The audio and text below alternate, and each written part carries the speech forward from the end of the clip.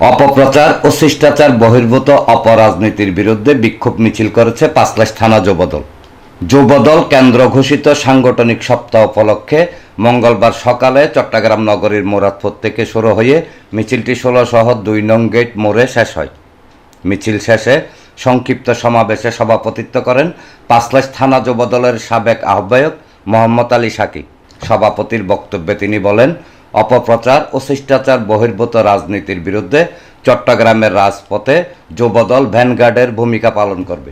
মিছিলে চট্টগ্রাম মহানগর যুবদলের সাবেক সহসভাপতি মোহাম্মদ মোসা, সাবেক যুগ্ম সাধারণ সম্পাদক রাশেদুল হাসান লেবু, এরশাদ হোসেন, সেলিম উদ্দিন রাসেল, তৌহিদুল ইসলাম রাসেল, রাজন খান, ওমর ফারুক, সাবেক ধর্ম বিষয়ক সম্পাদক মহিউদ্দিন মুকুল, সাবেক সহ সাহিত্য বিষয়ক সম্পাদক হামিদুল হক চৌধুরী, সহ ধর্ম বিষয়ক সম্পাদক হাফেজ কামাল উদ্দিন, চট্টগ্রাম মহানগর যুবদলের সাবেক সদস্য শাহাবাব ইয়াজদানি, পাঁচলাইশ থানা যুবদলের সাবেক যুগ্ম আহ্বায়ক শেখ রাসেল, শাহেদ খান পারভেজ, সেলিম উদ্দিন সেলিম, মোহাম্মদ আইয়ুব, রিদওয়ান হোসেন জনি, রাসেল আকাশ, আলমগীর হোসেন দীপু, শহীদুল ইসলাম কুট্টি, মিল্লাত হোসেন, হুমায়ুন আহমেদ, গিয়াসউদ্দিন, 7 নং ওয়ার্ড যুবদলের সাবেক আহ্বায়ক জাবেদ হোসেন, সদস্য সচিব সোলাইমান হোসেন মনা, জাবেদ হোসেন সহ আরও অনেকে অংশ নেন।